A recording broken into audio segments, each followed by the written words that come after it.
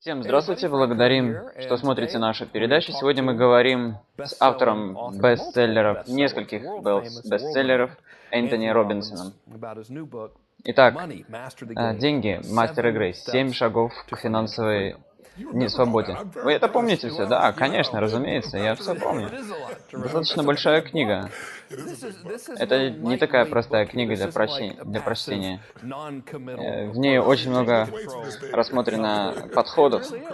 А знаете, это культурно сложилось, что деньги у нас это некий ключевой объект, о котором вы лично не говорите в рамках мирового масштаба. Но вам не кажется, что средний человек, вообще любой, сейчас больше контролируется, чем обычно в сфере финансов?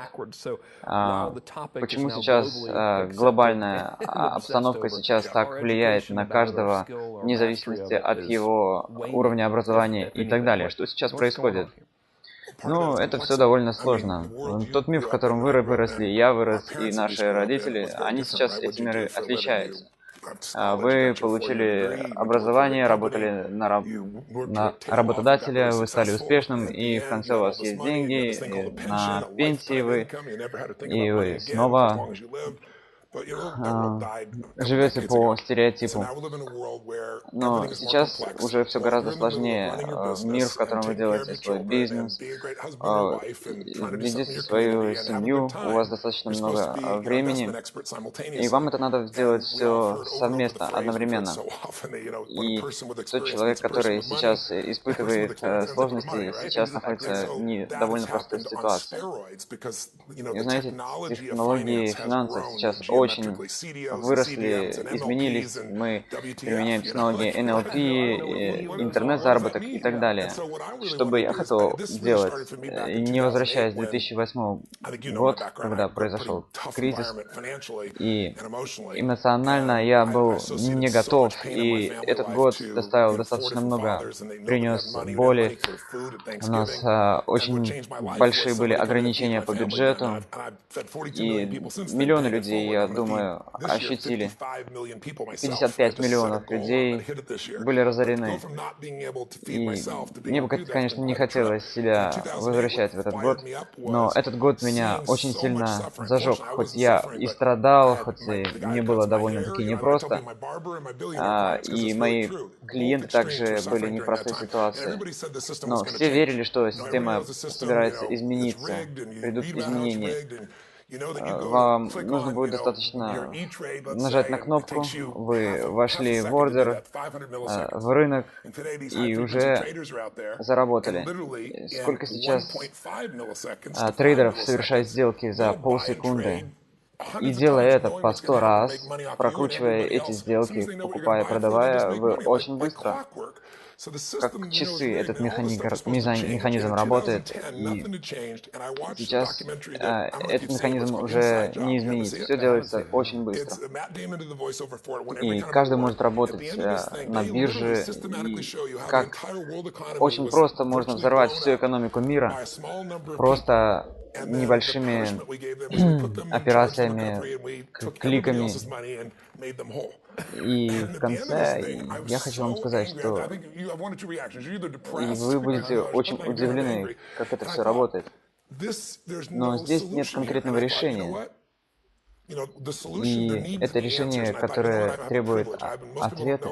Вы знаете, я обучал нескольких людей, он дневной трейдер, и 21 год мы сейчас с ним уже сотрудничаем.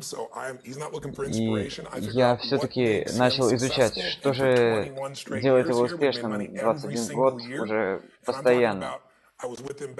И мы возвращались и в 2000-м, когда рухнул, и остальные кризисные годы. И всегда он оставался в прибыли, он всегда зарабатывал. И я применял свои навыки, чтобы узнавать, как все-таки успешные люди действуют, чтобы оставаться в прибыли даже в убыточные годы кризиса. Я изучил 50 лучших умов мира. Я разобрался, как они принимают решения, как они работают, что это простой процесс, выстроенный по определенной технологии. И я думаю, что можно вывести любого человека на такой уровень. Похоже, что сегодня, особенно когда деньги уже доступны каждому, и информация стоит огромных денег. Вы смотрите на 5 экранов, на которых бежит информация. И существует несколько разных точек зрения, что эта информация имеет какую-то ценность. Мы можем видеть эту информацию, вещаемую из различных точек мира. Сейчас довольно много направлений, но мы точно не знаем, в каком пойти. Но вы не говорите человеку, какую кнопку нажать, покупка или продажа.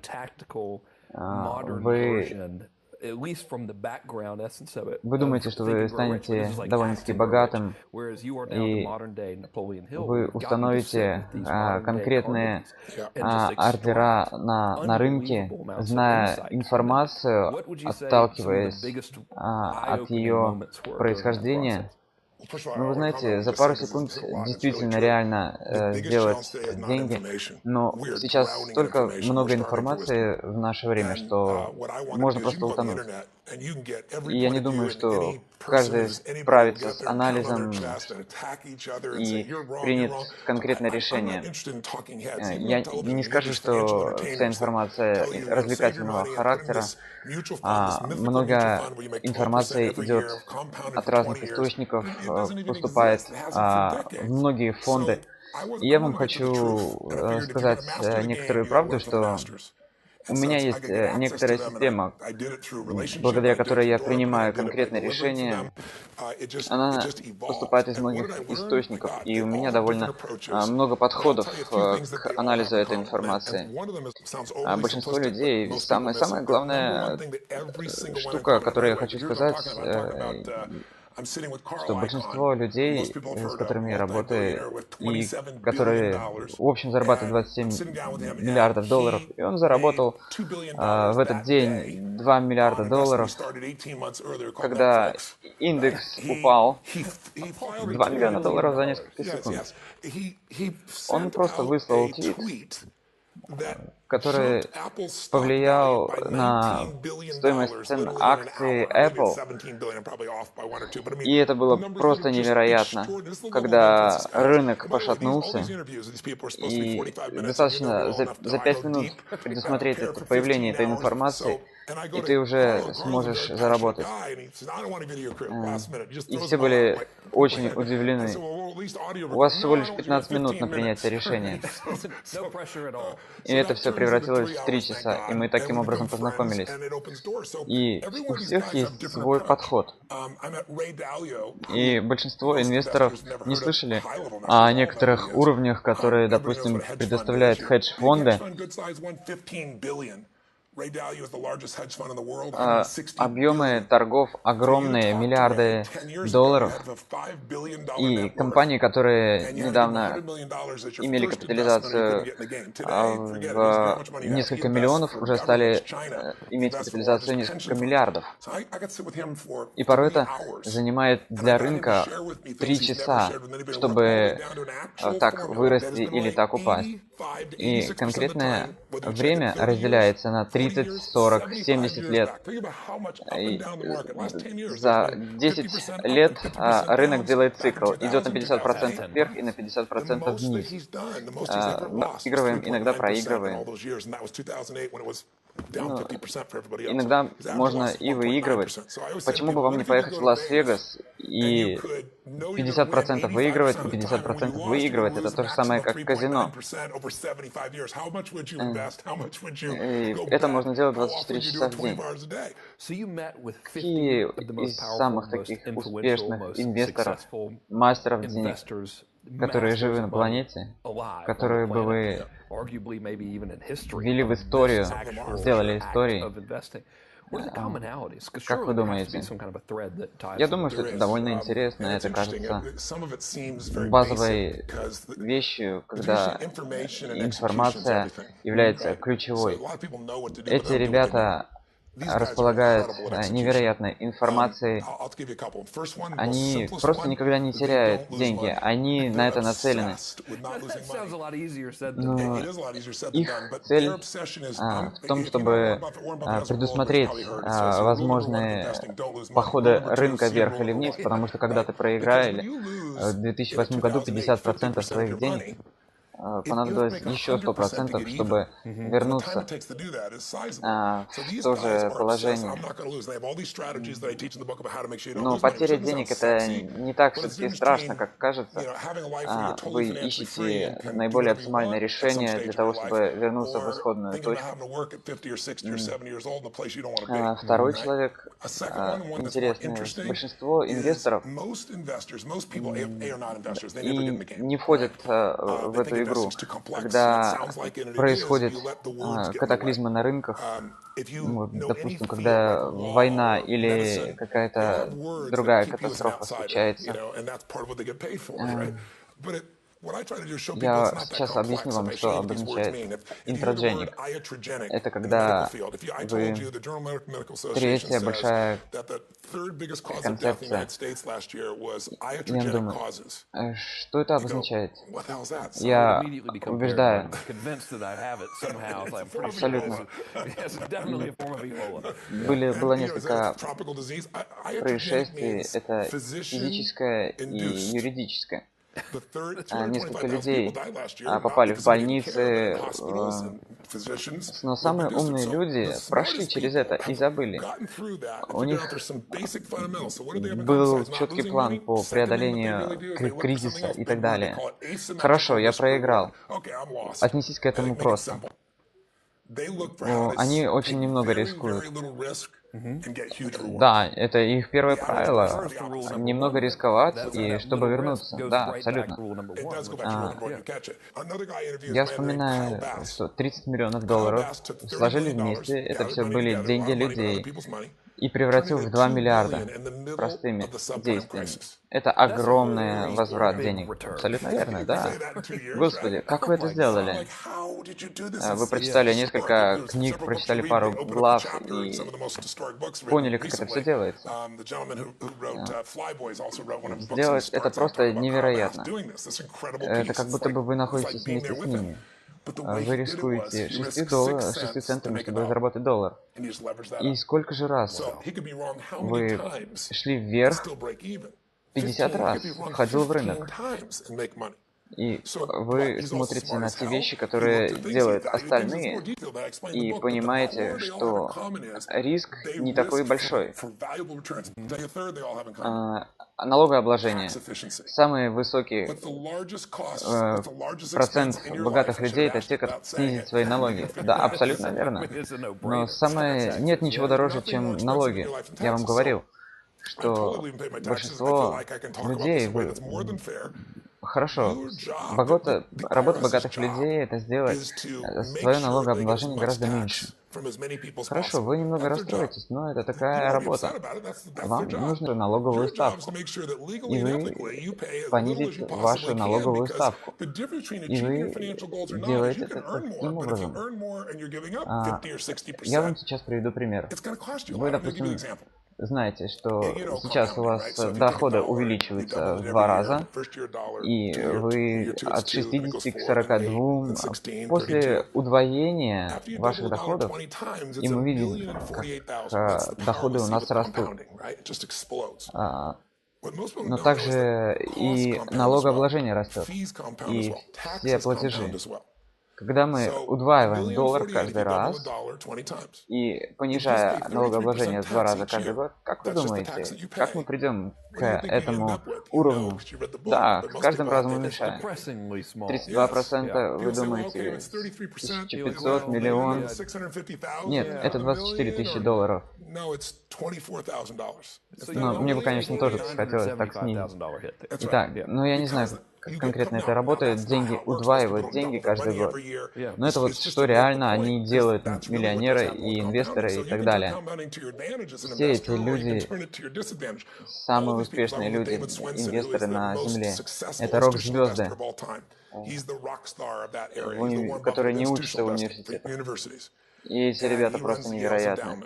От миллиарда до 24 за пару декад. И он мне все время твердит налогообложение. И я хотел разобраться, как эти люди-миллионеры, как эти богатые люди делают свои операции так, чтобы снизить и официально закрепить свое налогообложение на небольшом уровне. И все хотят, абсолютно все. Он сделал понижение на 24% своих налогов. 21%. И он мне говорил: Тони, разве я ошибаюсь когда-нибудь? Он сказал: ну, это невозможно. Абсолютно никогда не ошибаешься. И люди, которые знают ответ, они Стив Джобс, допустим. Я знаю, что он ошибался. Я построил систему и работу. Я смотрю, что происходит в окружающей среде. И если я ошибаюсь, я все равно зарабатываю. Я горжусь абсолютно этим. 3 часа разговора за 20 лет, что это реально результативно. И я могу порой схватывать эти техники. Но сегодня каждый из нас может выиграть.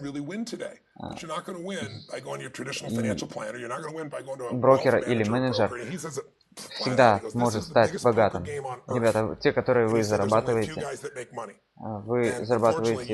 согласно своему плану 90% и выигрываете. Но это пассивный подход.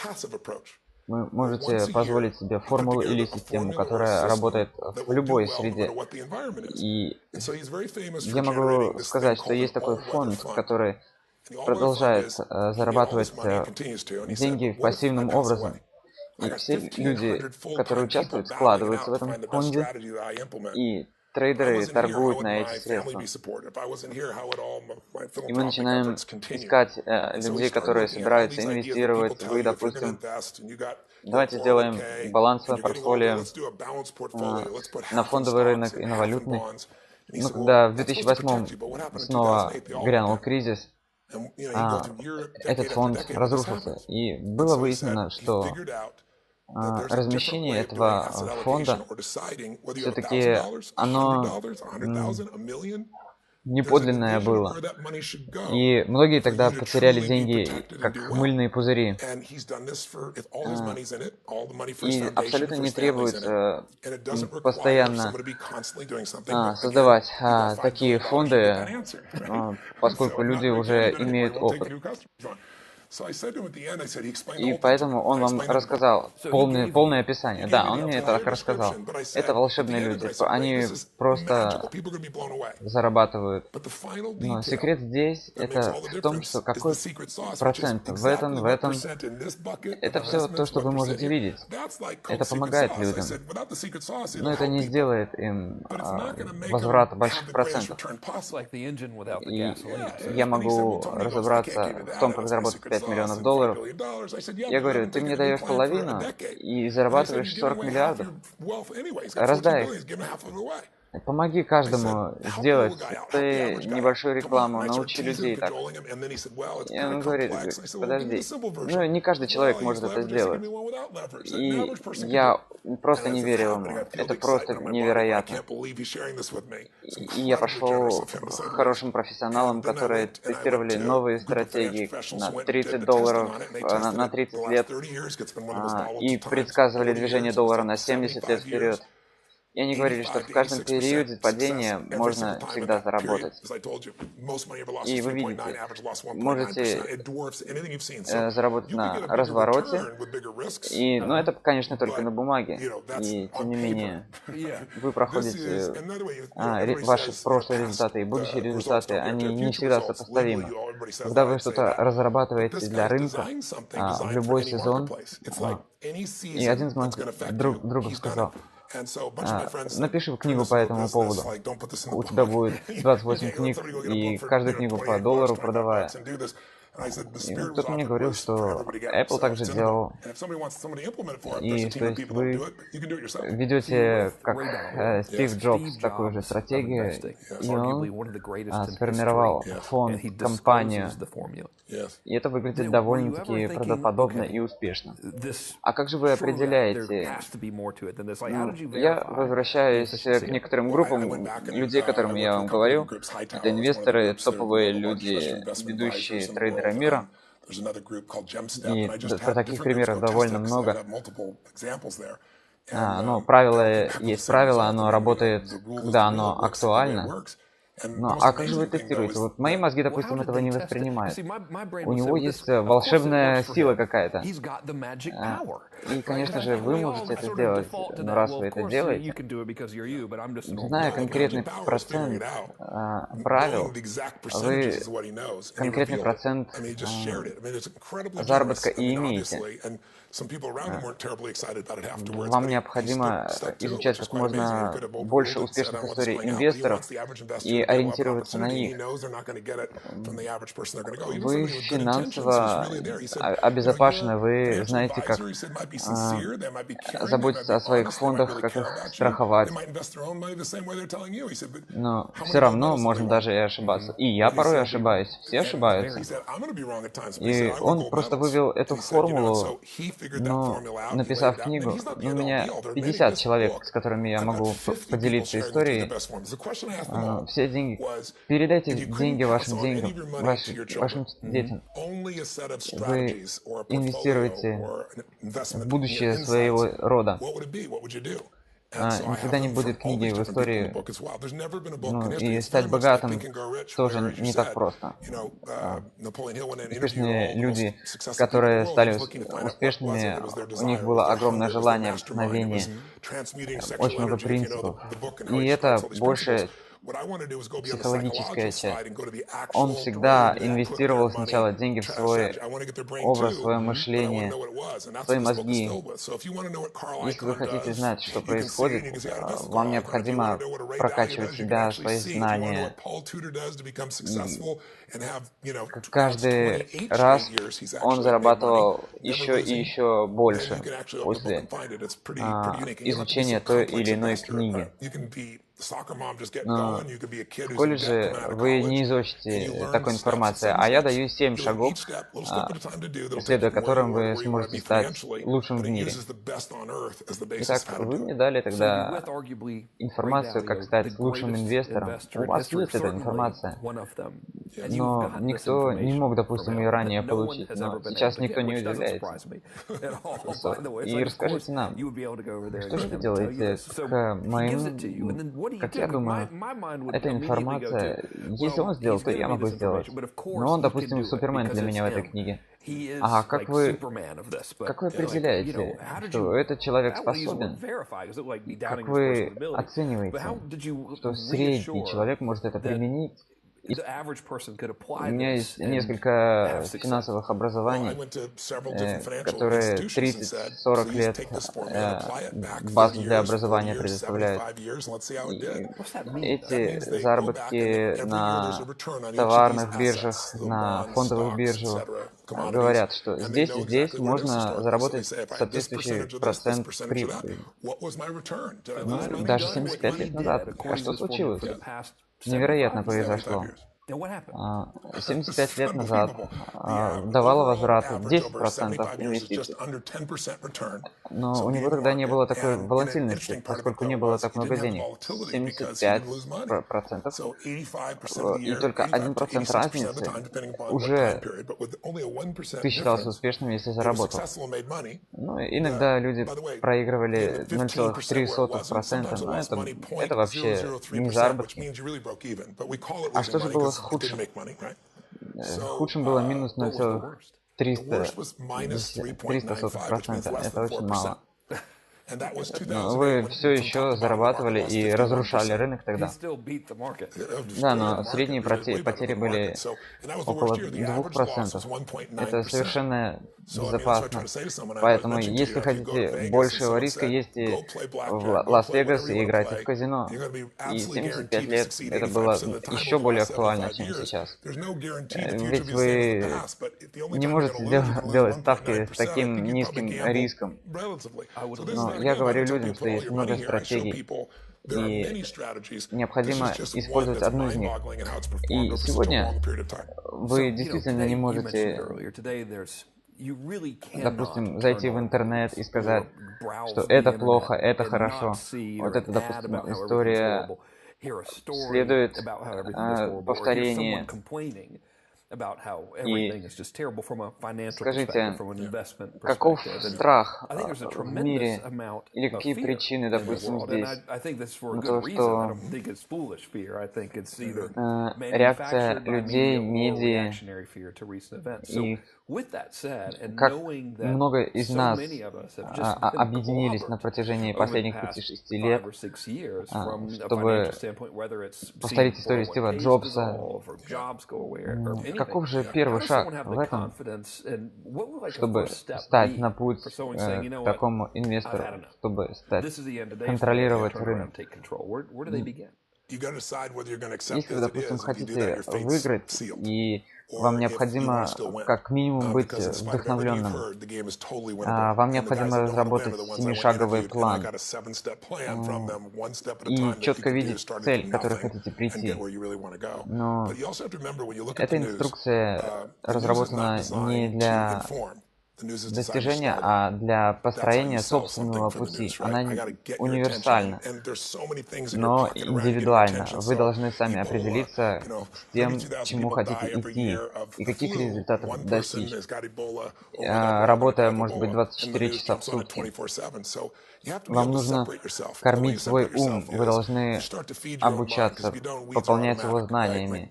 Я знаю людей, которые научились и стали успешными. Они всегда видели возможности. Кто-то из них инвесторы. Может быть, кто-то из них ушел из жизни несколько лет назад, я о них писал в книгах. Но он заработал свои деньги или на пессимизме, или на оптимизме, рыночных настроений. И они просто воротили мировыми деньгами. И уже после их деньги заработали еще больше денег. Где бы они ни находились, они в любом месте смогли бы заработать. Это было для них игра. Просто вы мне рассказали, и я уже могу сделать конкретные выводы по инвестиционной деятельности. Но в 2008 я получил удар, у меня были огромные расходы, и 5 лет назад я потерял растущий рынок. Но уже потом и мой бизнес пошел расти. Но это был самый большой рост за всю жизнь. И это было у всех людей. И я это описал в книге. А что же было на фондовом рынке? Никто вам не гарантировал, что вы что-то заработаете. Кто-то дает 60, кто-то дает 90%. Да, конечно. Это как богатые люди инвестируют. Об этом мы уже говорили. Соотношение риска и вознаграждения. Необходимо обязательно учитывать эту пропорцию. И, как я говорю в книге, давайте мы остановимся и проанализируем. Самый первый шаг вам надо проанализировать, как просто сделать, как просто решить сложившуюся ситуацию. В видео я вам говорил, что 40 лет назад уже можно было сделать отличную карьеру. И до тех пор, пока вы не рассказали эту историю о двух братьях. И, допустим, если я пропорционально игнорирую, или мы как общество, мы, допустим, не знаем, основ, как зарабатывать деньги. И ведь это же не главная точка, которую вы описываете в книге. Мы все равно продолжаем действовать и инвестируем деньги в той или иной степени. Но факты говорят о том, как же вы, снова возвращаясь к этой теме, почему вы написали эту книгу 20 лет назад? У кого же самые большие амбиции? Ну, большинство людей это все воспринимает интеллектуально. Я не совсем понимаю, как мои читатели относятся к книге. Ну, большинство людей думают, что очень много клиентов, допустим, думают, как же мне стать богатым, как мне сделать этот большой бросок. И большинство людей как зарабатывают. Большинство из них даже не знают, как это делать. Потому что если вы смотрите на инвесторов и на спортсменов, которые зарабатывают $1 000 000, они бывают и банкротами, они становятся банкротами. Допустим, Майкл Джексон заработал огромные деньги и ушел из жизни, но теперь смотрите на Майка Тайсона. Майк Тайсон заработал $500 миллионов дохода и стал банкротом. Да, похоже, вам тоже надо попробовать это. Вы удивитесь, но большинство из нас, средний человек, что мы зарабатываем, то мы и тратим. Buy an Island, покупая остров, допустим, еще куда-то вкладывая деньги. Что реально работает, это то, что люди покупают огромные инвестиции, огромные активы. И идея здесь в том или ином индексе. Вам не нужно покупать весь фондовый рынок и увеличивать его капитализацию. Но человек и известный инвестор рассказал мне историю, что имеется огромная сила, которая движет всем рынком и, можно сказать, вселенной. Я хочу вам рассказать историю о двух братьях. Первый брат, ему 20 лет, и он зарабатывает $4000 в год. Он не облагается налогами, и он работает 20 часов в сутки. Другой брат этого не делает. У него от 40 до 65 такая стратегия. И тот парень, который 24 часа работает, уже 25 лет. И чем больше денег в стороне от работы, тем у вас происходит больше прирост дохода. Ну и 65 доход этого. Первый человек начал раньше вкладывать деньги. И у него $2 миллиона доступно. И его брат зарабатывает еще больше. Но это же простой человек. Это один из известных людей в мире. Нам необходимо разобраться, каким образом можно так зарабатывать и снижать налоги. Это все комбинация информации. А где же феномен? В чем он заключен? Бен Франклин, допустим, в 1719 он ушел из жизни, он заработал $10 000 в 2 городах. И была инструкция такая же. Рынок рос, и он его не трогал несколько лет.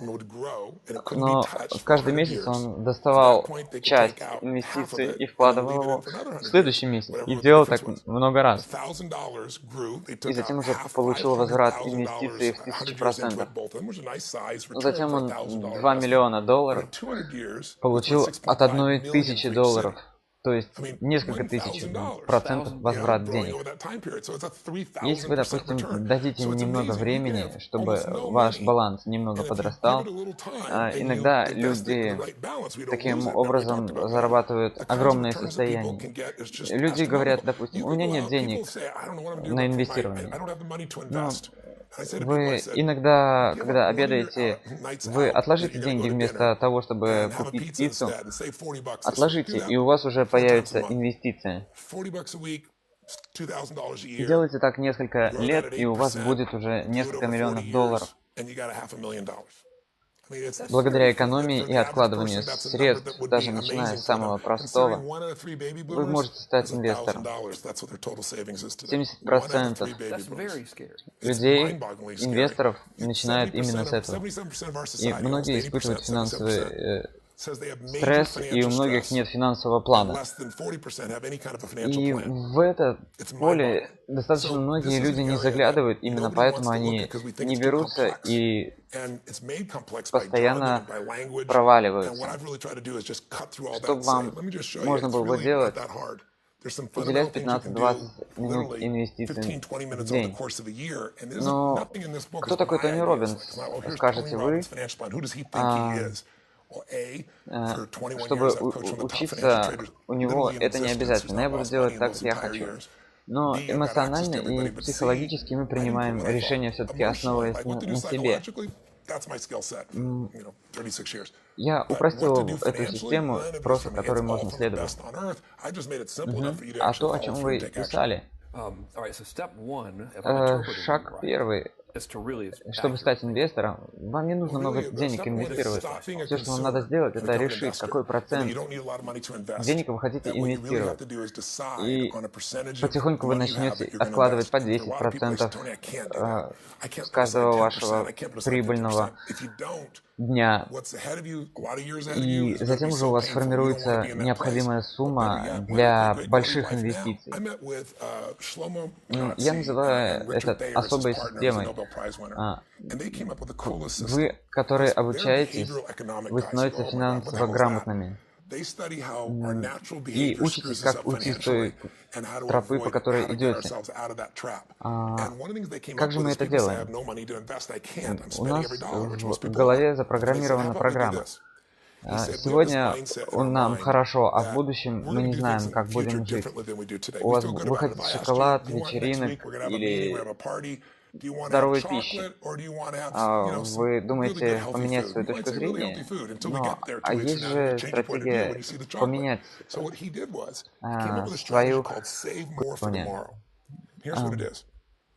Как работать за компанией несколько шагов, 3% дохода, допустим, идет в ваш фонд свободы, и постепенно этот фонд вырастает.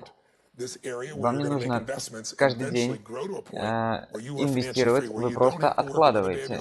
И бюджет этот формируется месяц за месяцем.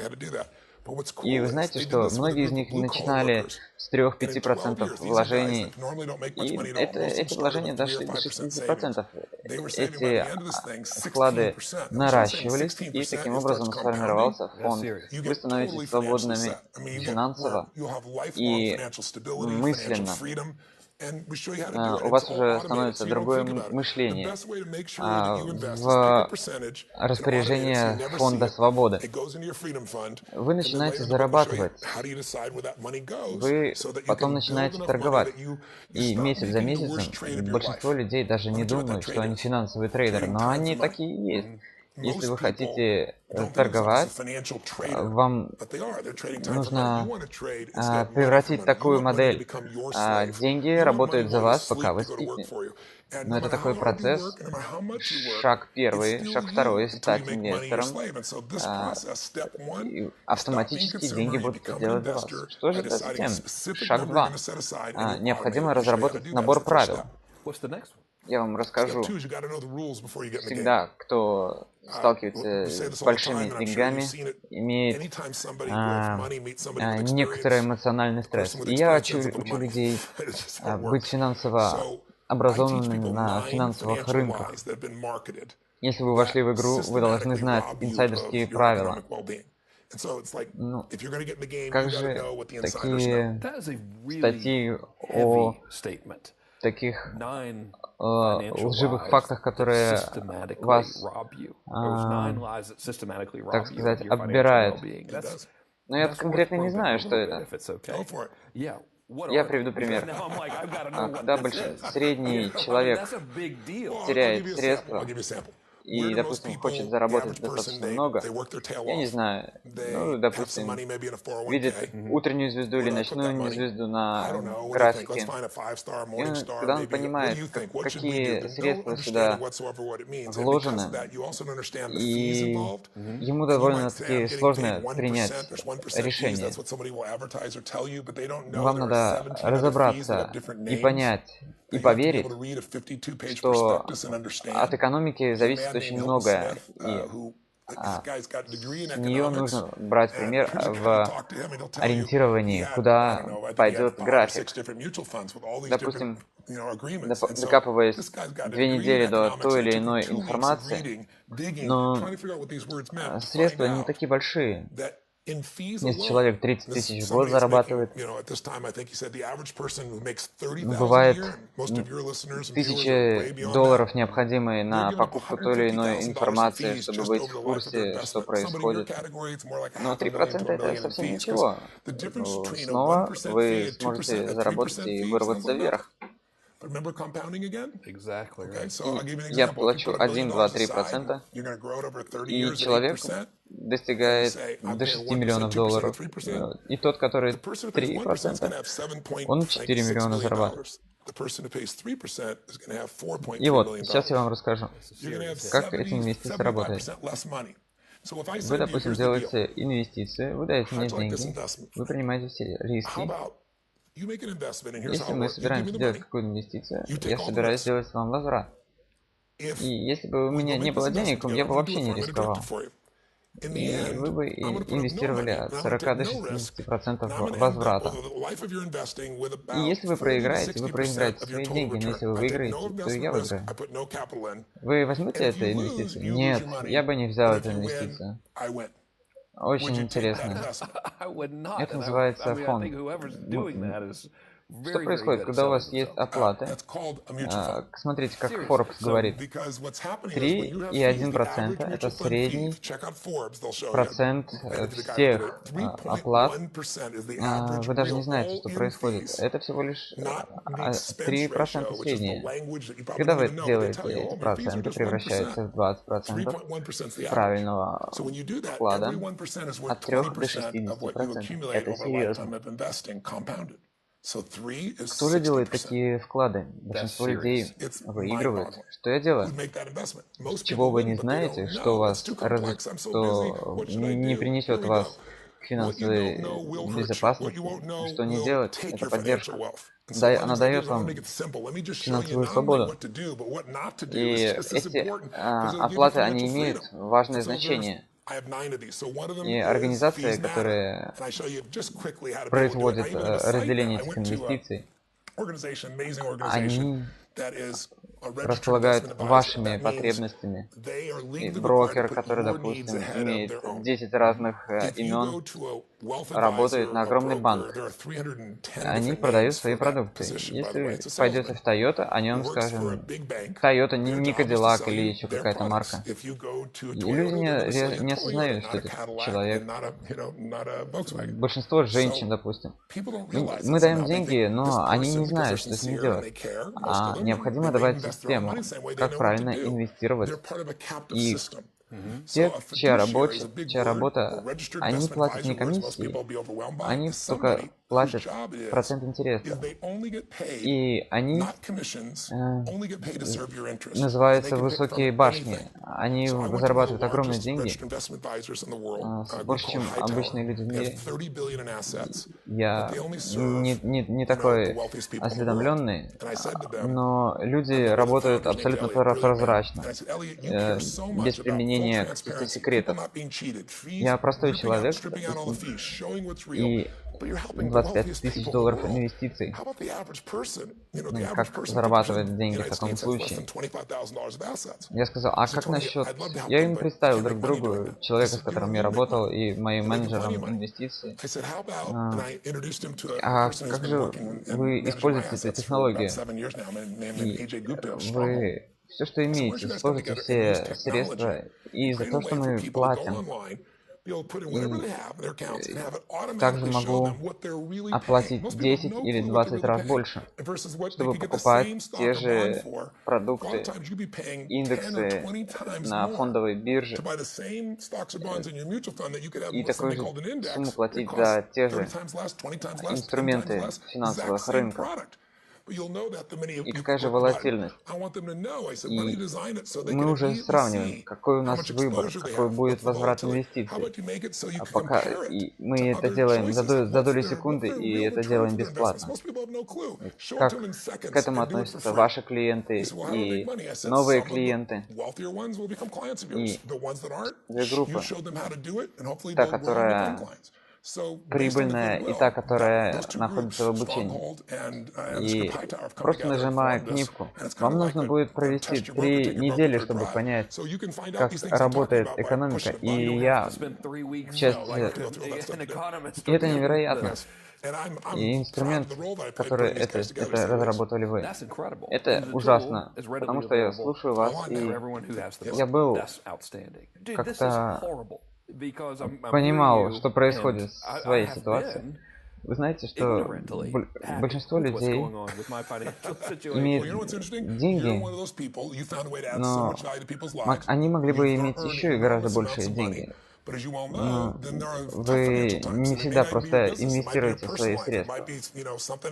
Но вы должны строить такую машину, которая зарабатывает вам деньги, пока вы спите. Вам не нужно беспокоиться, что происходит.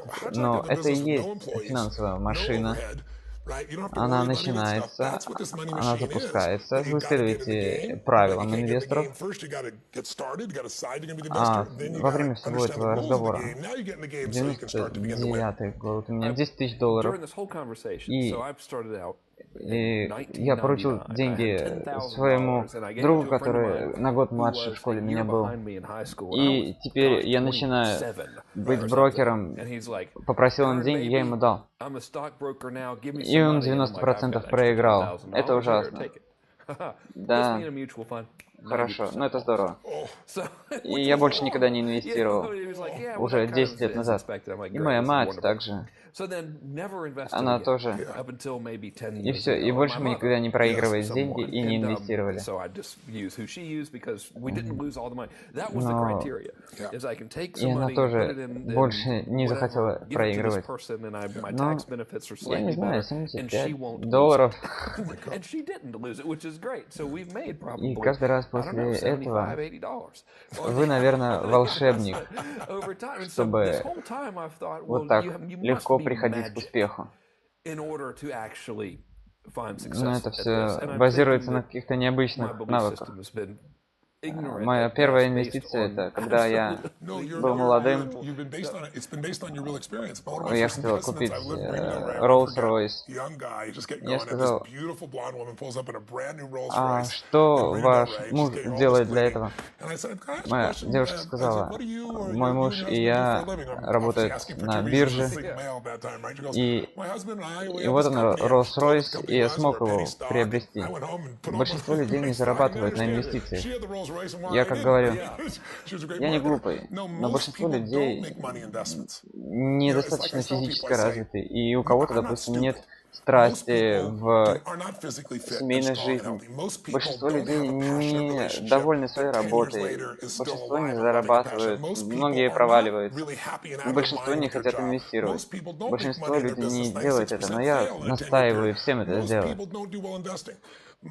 Я 4 года разбирался, найти лучших людей на планете и понять, как вы это делаете, как обычный человек может сделать, как получить доступ к этому, к этой информации, к этой системе, благодаря которой вы становитесь успешными. И я проехал по миру дважды, чтобы пообщаться с такими людьми. И у людей есть одна очень важная черта, и о которой я написал в своей книге для своих читателей.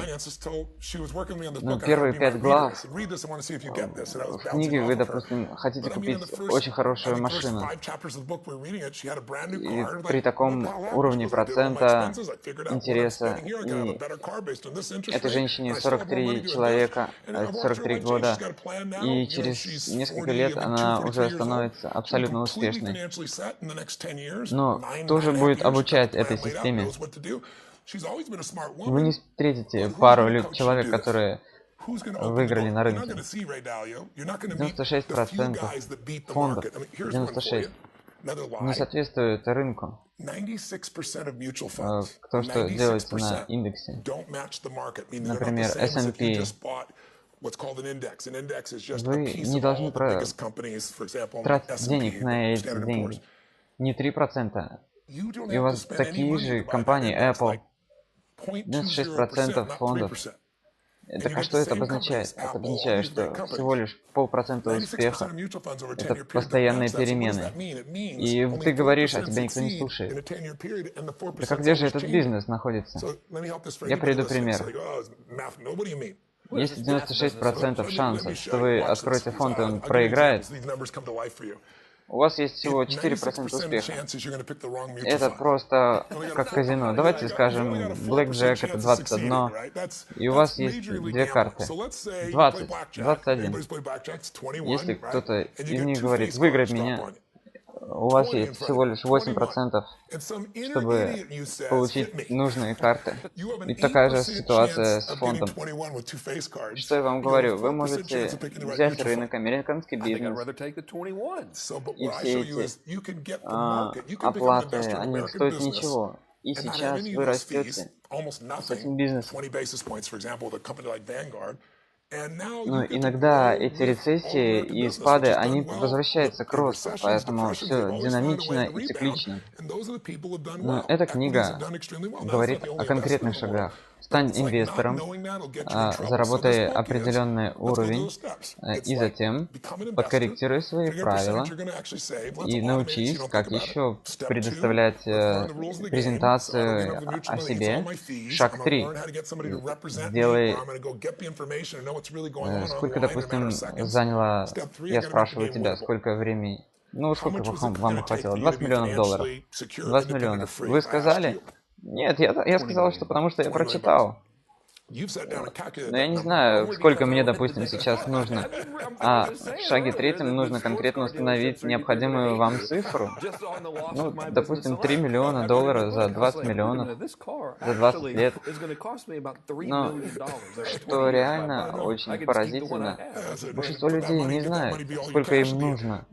Если бы у вас был финансовый план, человек бы сказал, подожди, а что мне делать? А зачем это нужно? За год $1 миллион. Это базируется на теории, если вы построите $1 миллион, вы будете инвестировать эти деньги, и 10% возврата, вы станете... И как же вы в этой среде будете далее развиваться? Это ложь. Таким 20 раз такое было. Делать $1000 или $1000 в год, и поэтому 20 раз $1 миллион. Звучит как-то невероятно. Люди даже не задумываются. А я показываю людям, первое, немногие люди знают, что я, допустим, могу снизить доходы и сделать это легально. Я, допустим, могу снизить это количество от 50 до 30%. У вас $1 миллион, оплатить надо 500 тысяч долларов. Поэтому я учу людей, как это сделать, и показываю 3 ключевых цели для этого. Первое – это краткосрочная финансовая безопасность. Чтобы вы чувствовали, что всю вашу жизнь вы занимаетесь тем, что нравится, и не работаете. Ваш кредит постоянно оплачивается. Ваша семья, ваша страховка, все оплачено. И эти 5 вещей,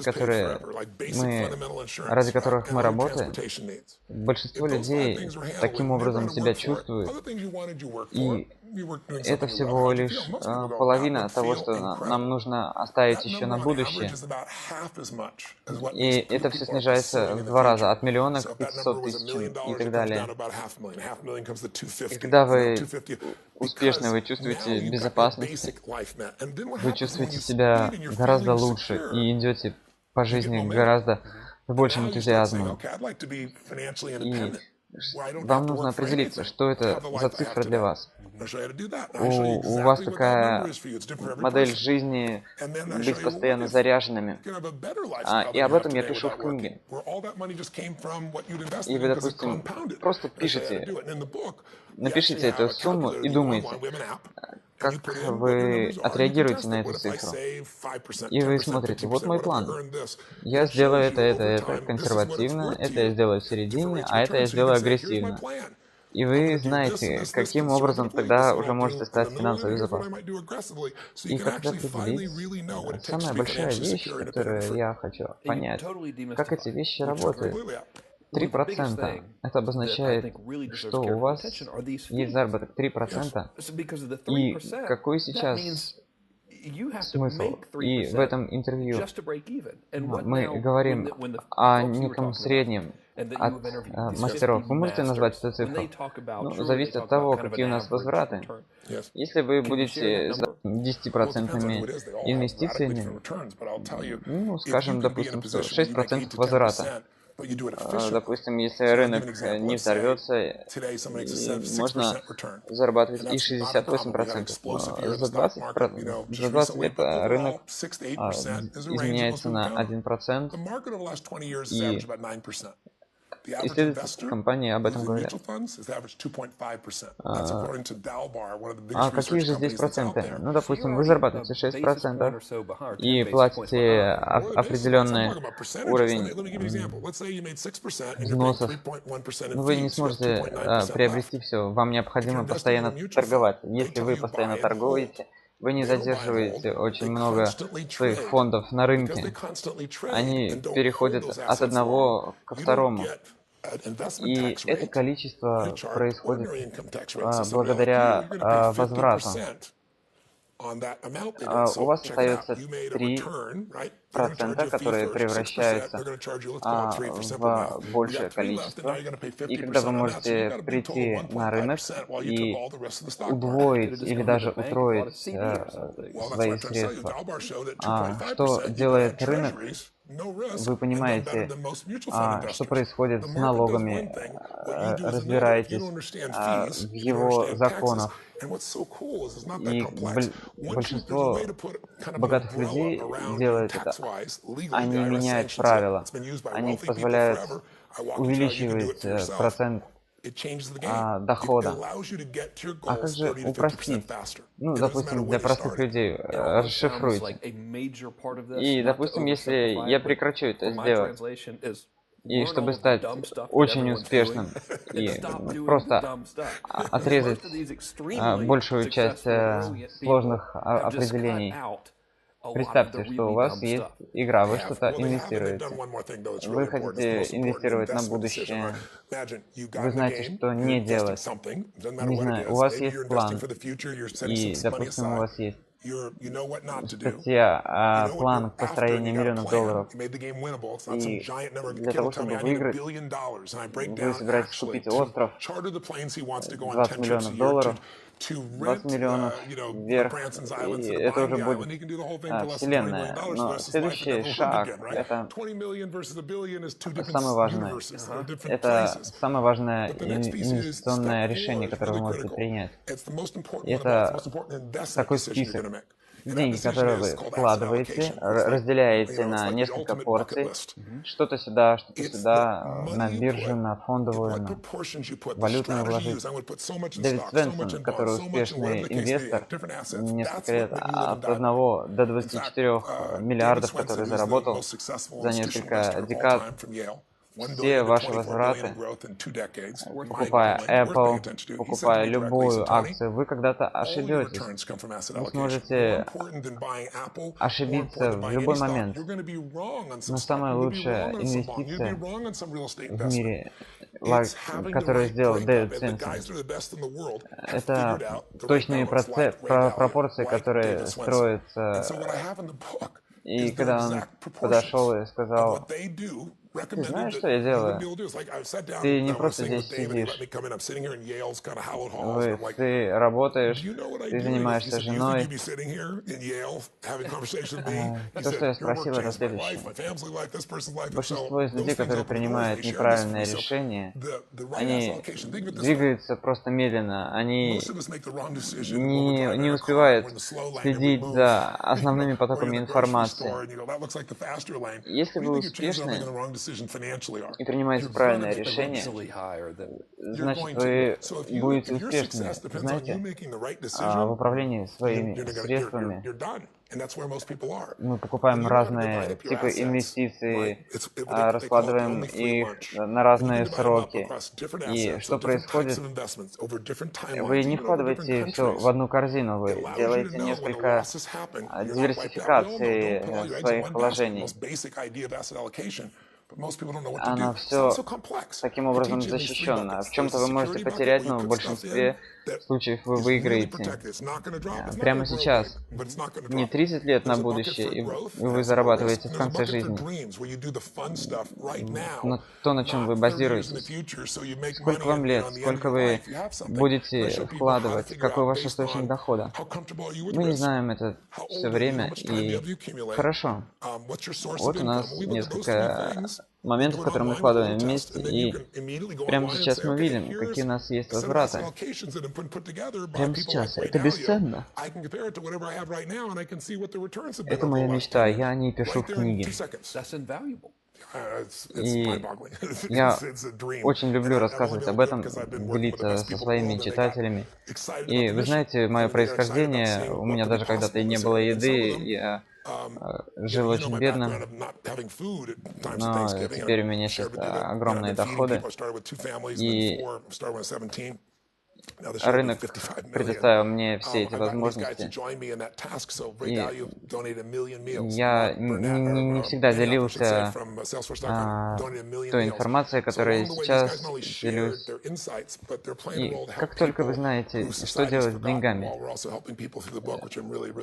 что же тогда? Да, все деньги на рынок. Какие-то более защищены, какие-то менее защищены, какие-то деньги вы можете уже достать, чтобы ими пользоваться сегодня. 20% идет сюда, 30% сюда, и вот каким образом мы распределяем автоматически. Нужно думать, куда определить свои средства, кому-то их поручить. А что же следующий шаг? Вам нужно создать доход на всю жизнь. Спросите людей, почему вы инвестируете, во что вы инвестируете? У меня есть деньги, я их инвестирую. Кто-то говорит, что я буду зарабатывать себе средства. Вы можете иметь все компании, акции, но большинство рыночных машин и банков, если вы получаете доход, и он не поступает на ваш аккаунт, вы не всегда сможете выиграть. Я начал смотреть за людьми, которые делают жизненную страховку. А что если вы уйдете? И это уже будет непредсказуемо. И без сомнения, что самое первое, это когда уходит какой-то доход, и вся статистика, которая относится к этому, уже говорит о том, что бы мы сделали без своего дохода. Люди удивляются и не знают, как они будут поступать в данном случае. И страховка дохода — это 2000-й подход к этому процесс. Вы отдаете какие-то деньги, затем поступают деньги и правительство каждый раз получает ежегодные выплаты и ваши платежи, которые вы делаете каждый месяц. И этот процесс, который находится здесь, то вы растете, идете в гору, вкладываете, делаете инвестиции, доходите до какого-то джекпота, находитесь наверху горы, вы, возможно, будете так и работать. Вы не должны работать. Я не представляю, как это возможно сделать. 72 года человеку, он просто был невероятный. Он очень много зарабатывал. Он в 68, он ушел на пенсию, он миллионер за 15 лет. Он заработал за последние годы своей жизни больше, чем за всю жизнь. Он добрался до этого пика, ему достаточно денег. И он доволен жизнью, своей семьей, он делает то, что ему хочется. Вот для чего вы идете к этому доходу. А люди, большинство, не стремятся к этому доходу. И, допустим, вы вкладываете туда и сюда, и вдруг происходит такое падение на 50-30%. Куда бы вы ни инвестировали, многие из них думают что-то об этом свое. Кто-то в недвижимость инвестирует. А если вы вкладываете в товарную биржу или фондовую, эта категория будет от 50 до 70%. Это только один путь защиты в этом случае. И другой случай, вы показываете свою страховку. Я гарантирую, что какой-то процент инвестиций ваших застрахован. И я слышал, что большинство негативных вещей. Я слышал, что вы говорили о страховке в данном случае. Да, Барнаки. Это такое имеет два лучших инвестиций. Я не думаю, что это рынок, который... Я слышал, как это делается. Это новая модель. Тони, он несколько фондов основал. И каждый год он привлекает все новых и новых людей. Я хочу действительно быть чистым и хочу сказать, что правильная инвестиция — это правильный продукт. Вы не будете так затруднены в своей жизни. И чувствовать это необходимо. Быть внутри, понимать, как это все работает. Есть такие типы жизни, когда необходимо индексы анализировать, и как они работают. Он идет вверх-вниз. Если рынок идет вверх, у вас процент роста такой. Если идет вниз, вы тогда ничего не рискуете. А говоря о своем другом, который 6 лет на рынке находился, у него было очень много перемен. Вот такое у него была тенденция. И он видит, что рынок повторяет. И это были депрессии, рецессии в 2008 и ничего. Я тогда ничего не потерял, он сказал. Ну, есть бесценные такие советы. Большинство людей, которых просто не знают. Я сел и стал смотреть, разбираться. Было достаточно не совсем понятно, но гарантия в том, что 70% возвращается. Мы разобрались, поняли. И это всего лишь цена. Это компания, которая занимается, вы платите, ваш процент растет, и вы не забираете всю сумму, вы забираете по 5%, и они прибавляются к вашему доходу. Если рынок ваш падает, вы не сможете разделить это все по декадам. И кто-то из инвесторов предлагает новую идею. Вы войдете в фондовый рынок, Вы возьмете 2% спреда. Если пойдет на 20 пунктов, то у вас уже будет 20 пунктов. И тот, кто не ставит тарифов, тот не зарабатывает. Это такая моя стратегия. Если вы оставите свои деньги, которые не сможете забрать, вы сможете его конвертировать в свое будущее и увидите, сколько шагов будет на этом для того, чтобы планировать. Я говорю о том, что реально достаточно сложно для многих. Я пытался делать это все по шагу. Сделаем так. Если вы знаете сегодня, что у вас есть дополнительные деньги и знаете, куда рынок пойдет, то есть 5000, 10 тысяч долларов в месяц, сколько вы живете, и сколько бы вы денег вы не вкладывали, вы все равно будете получать прибыли и следовать конкретному плану. Некоторые люди живут очень много сегодня. И люди раньше, в 20-х, 30-х годах, 65 лет человеку, средняя продолжительность жизни была 62. Но сейчас старшие годы пенсии, вы уже не будете работать, живя со своей семьей, а сегодня уже 85 лет и 65 лет вы не имеете плана, вы женитесь, один из двух, и 50% дожить уже, получается, до такого возраста больше вероятности. И когда мы работаем 30-40 лет, зарабатываем 40 лет, и большинство людей, и я пытаюсь объяснить вам это, эти программы могут вам дать доход. И, дамы и господа, хочу сказать, что вы знаете самый большой фьючерс индекс в мире, 20 базовых точек. Я сказал, что верю в инвестиции на рынке. Есть такой секрет. И секрет называется возврат инвестиций. Если вы работаете и строите это все достаточно много, у вас есть защищенная система, такая машина, вам не нужно работать. Но на рынке есть такой совет. Вы можете заработать огромное средство.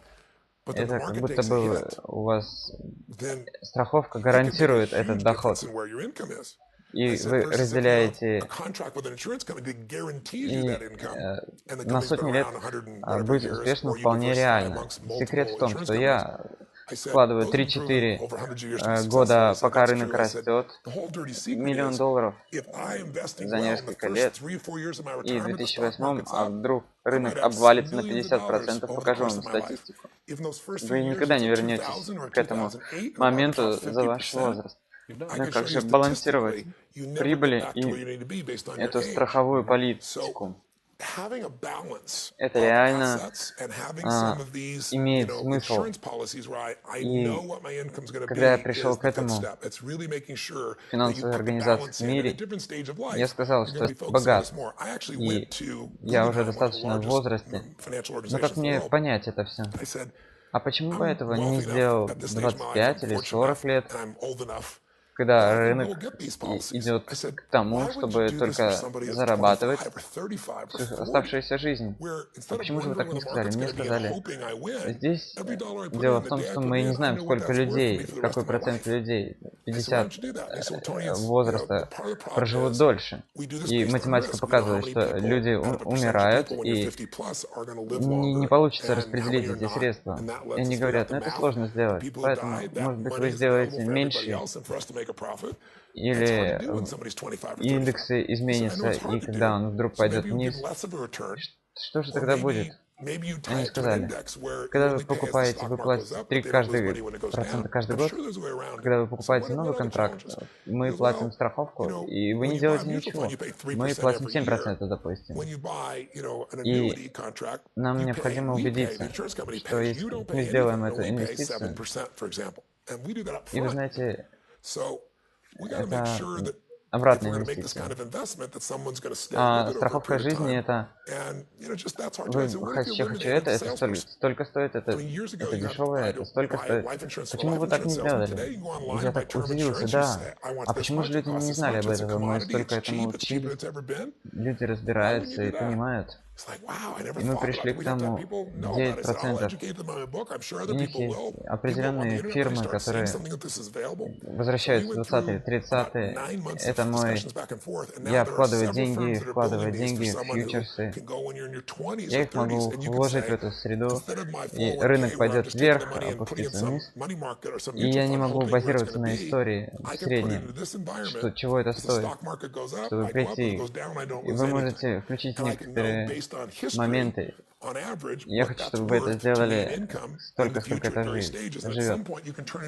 И сберегите себя, своей прибыли.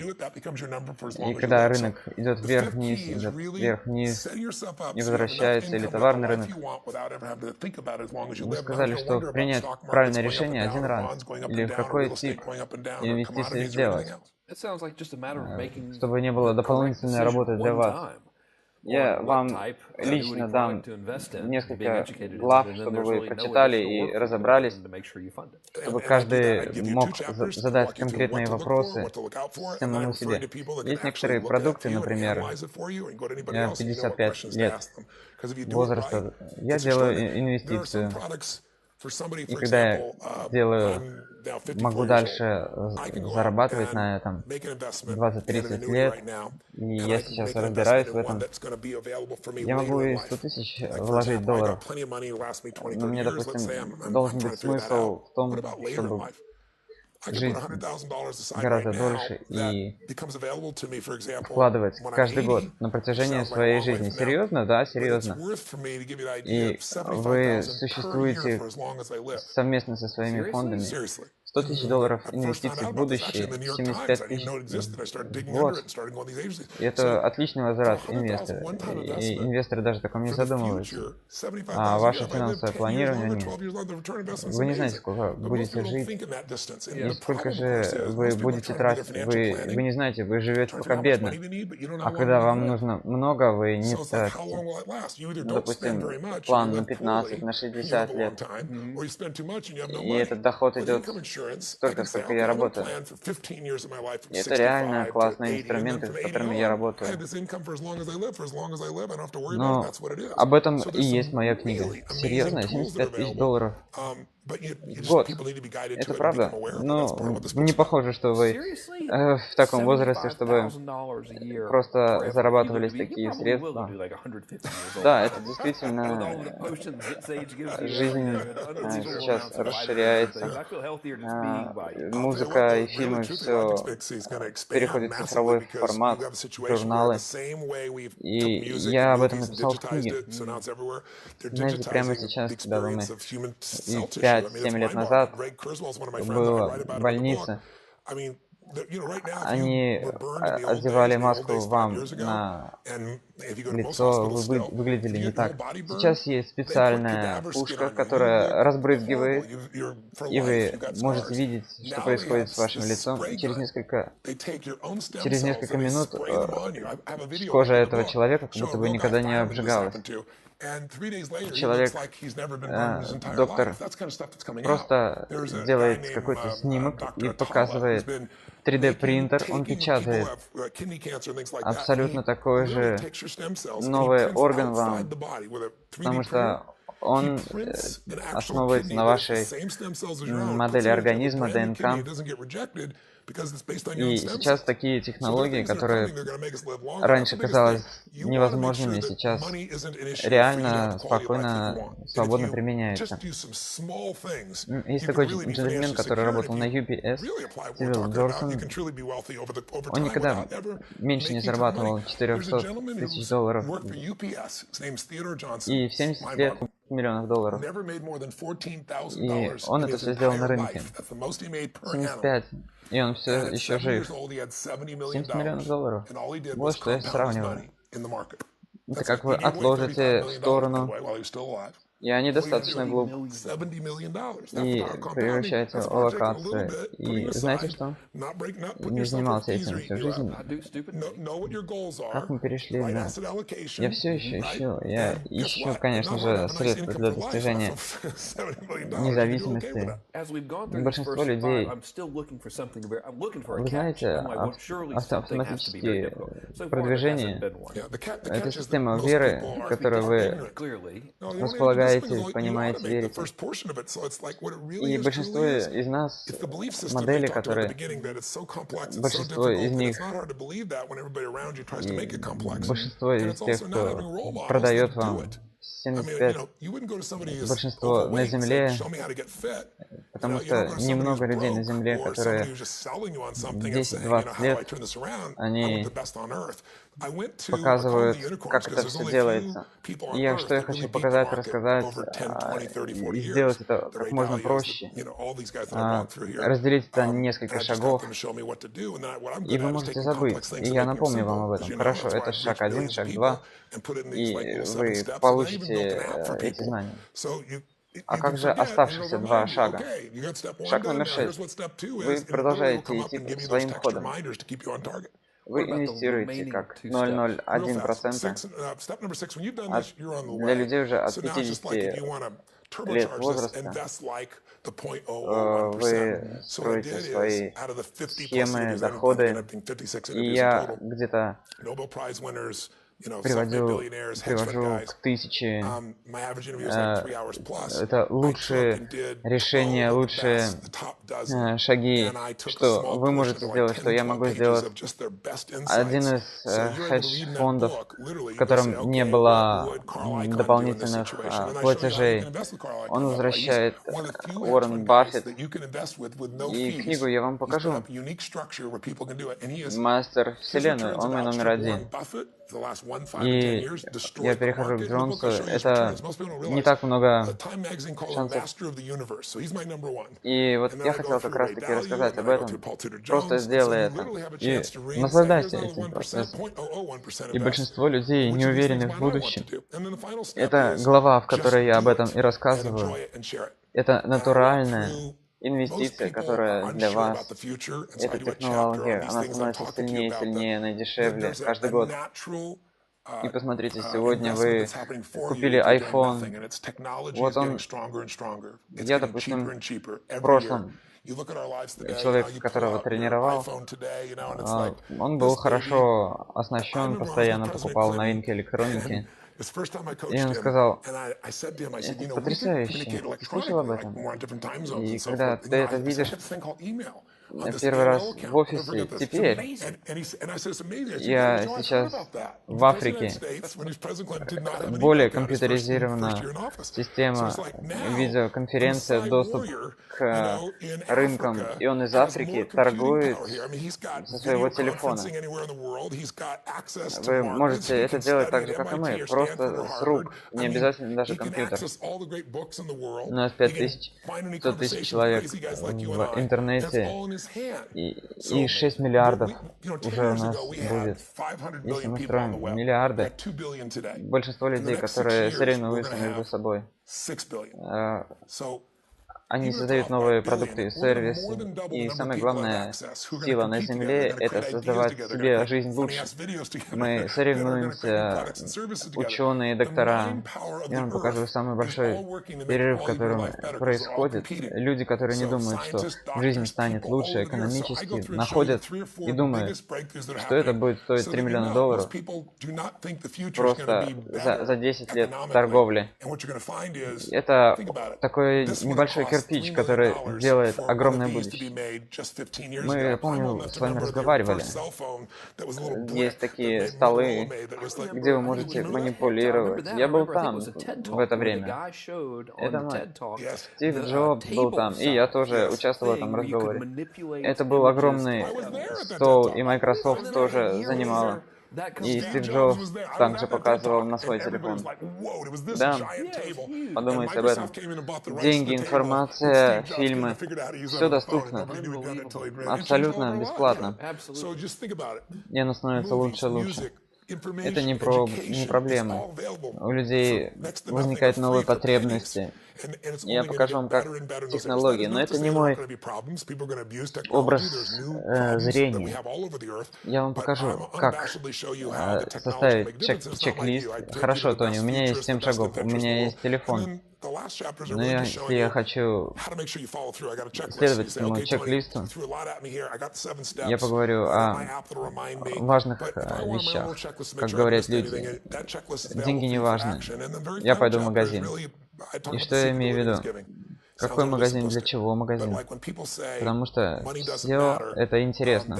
Если вы зарабатываете в 2 раза больше денег, удваиваете свои доходы. Люди думают, что они удваивают свой доход и расход. Это небольшое такое статистическое заблуждение.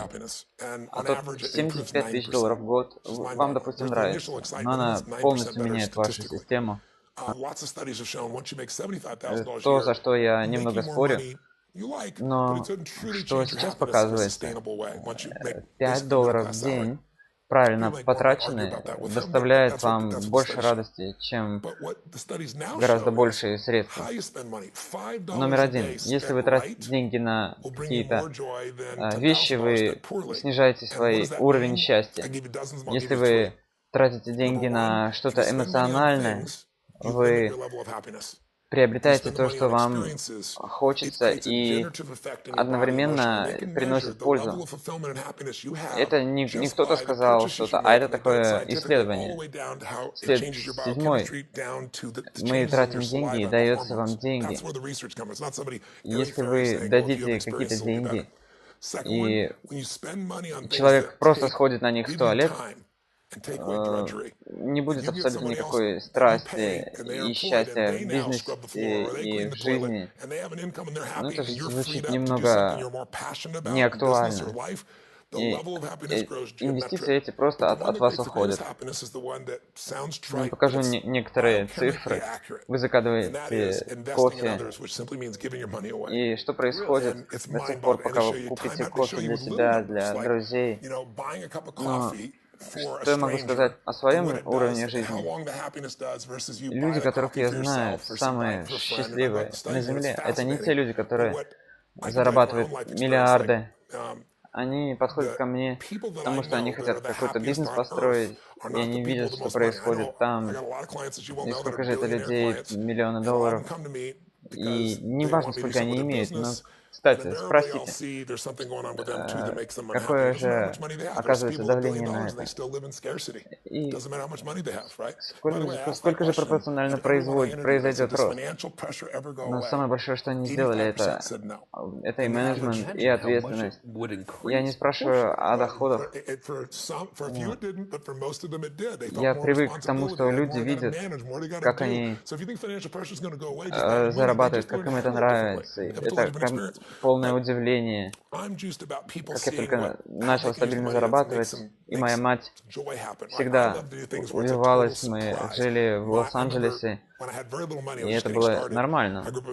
Моя мать сказала: пожалуйста, приди ко мне. Я хочу жить на пляже, я хочу чувствовать, как ты к этому относишься. Я никогда не забуду об этом. Господи, чувствовать эту свежесть, радость. Мой сын живет на пляже. Это очень здорово. Ты уверен, что это? Да, конечно. Если ты сможешь к этому прийти, то ты придешь. И она сказала: это твоя. Пожалуйста. Моя мать ушла недавно. Я могу помнить этот день, и это было очень жаль. Ты не сможешь этого уже купить.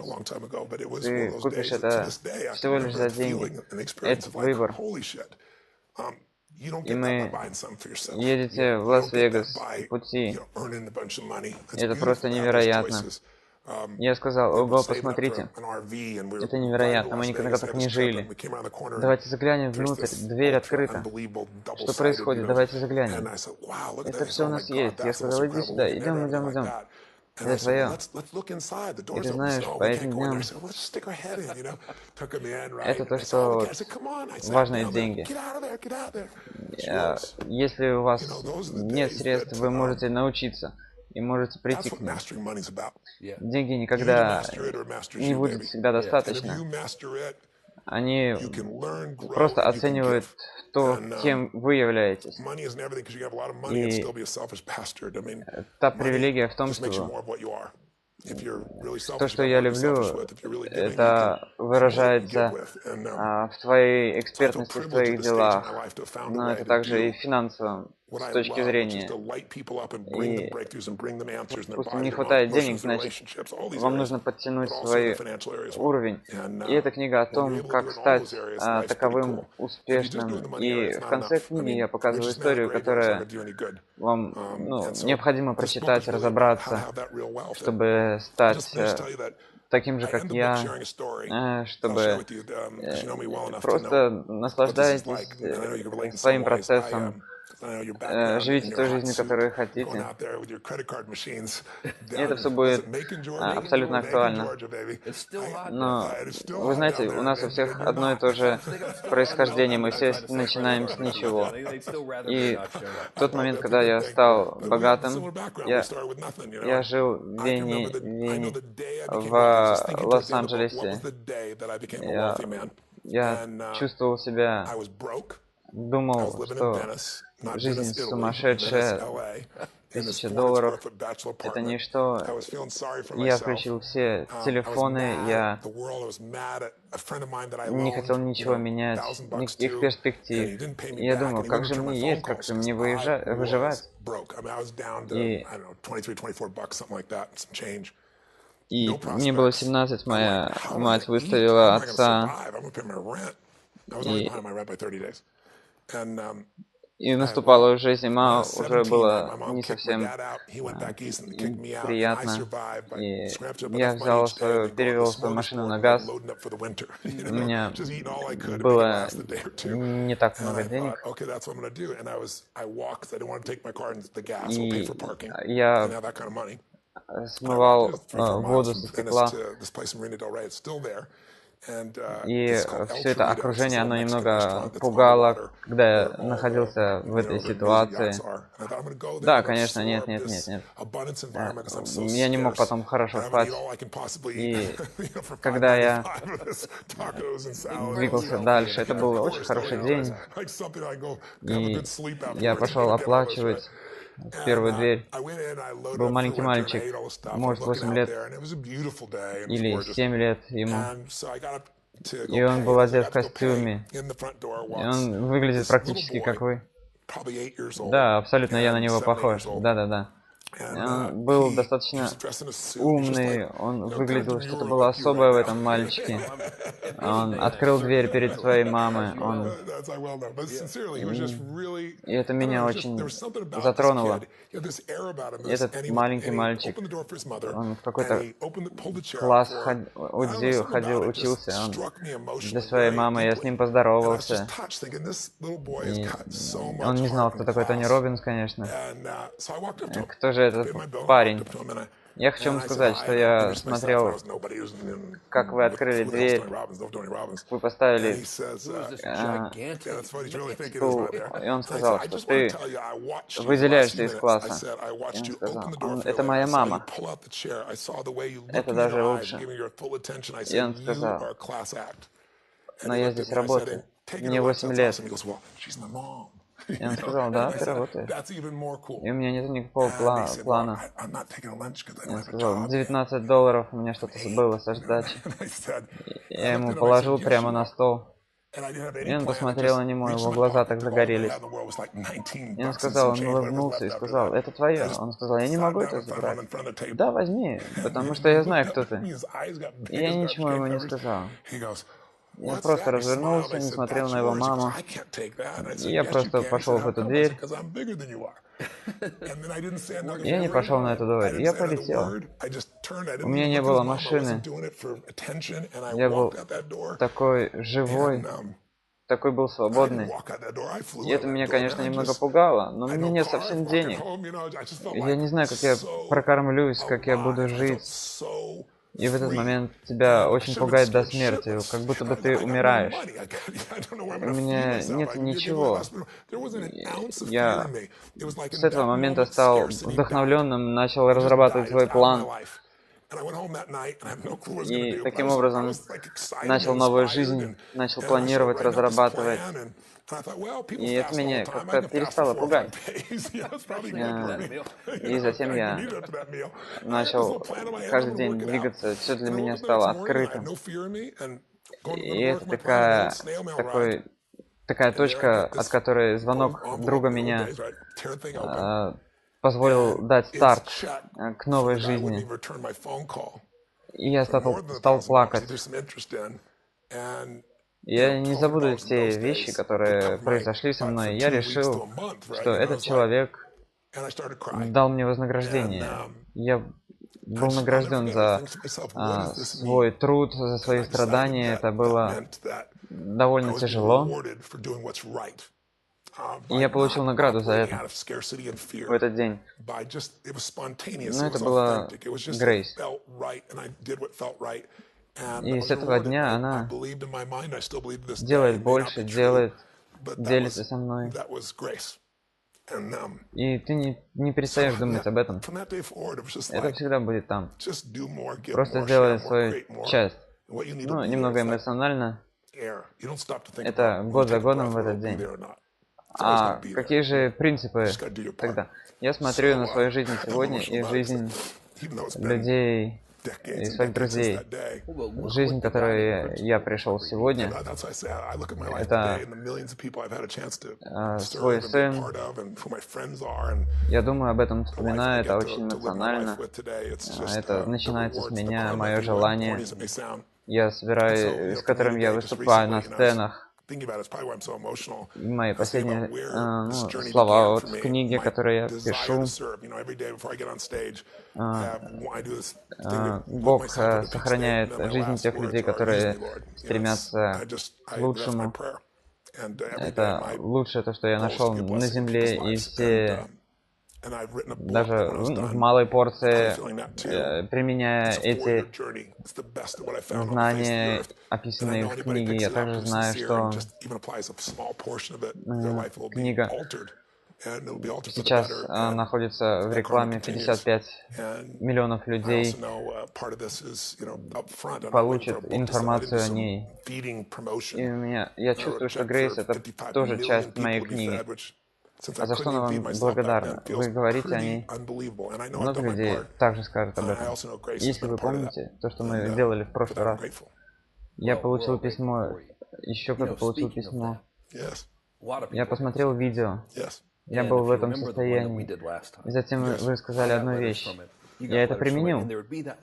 И я удивился. Если вы можете об этом применить, и я скажу об этом человеку, это отличный вопрос. Очень хороший вопрос.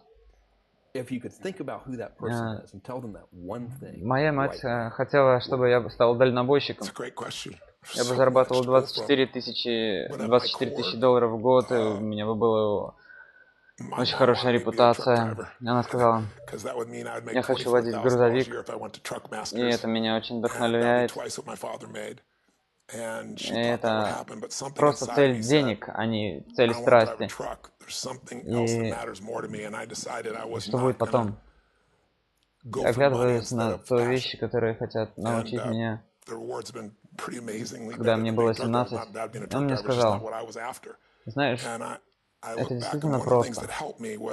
Если ты хочешь поменять жизнь, тебе надо самому поменяться. Если ты хочешь, чтобы жизнь была лучше, тебе нужно становиться лучше. И все, что нужно тебе, это оставить тех людей, которые тебя напрягают. Скажи им, конец игры. Знаешь, что экономика, она достаточно проста, и мир тоже прост. Если ты найдешь ценность в людях, и тебе не придется всю жизнь об этом беспокоиться. И люди просто иногда не ценят И даже школьным учителям можно платить хорошо. Но чем больше ты даешь полезности своим детям, людям, и в Японии это достаточно экстраординарно. Если ты хочешь зарабатывать больше, ты также можешь зарабатывать больше денег и уйти, и также мы получаем средства. И мы говорим о вещах, которые мы делаем каждый день, и делаем жизнь лучше. И когда говорим об этом, моя мама говорит, все вознаграждение идет от твоей полезности. Как Макдональдс, допустим. Он очень много зарабатывает, и многие люди могут так сделать. И Дэвид Теппер в прошлом году заработал $3,5. И это будет достаточно хорошим вдохновением для тебя. И у него 42% возврата. Если вы можете разобраться, в чем у вас страсть, и доставить ее до других людей, для вас это не будет вопросом. Вы будете богатым и будете понимать, что вы несете пользу этому миру. И вы поставите это в такую позицию, что вы будете успешнее, чем остальные. Я думаю, что с этой книги вы также достигнете большого успеха. Да, буду качать мышцы. Я на странице 7 этой книги прочитал, что происходит по-настоящему, разобрался, и что будет через год 3500. И люди, прочитайте эту книгу, и ваше приобретение будет действительно хорошим приобретением в жизни. И это не касается бизнеса по продаже книги. Это инвестиция, которую я советую всем сделать. Это будет... Лучше вы получите огромную пользу от прочтения этой книги. И как вы сказали, делайте так, и вы будете вознаграждены. Спасибо вам за интервью. Всего доброго.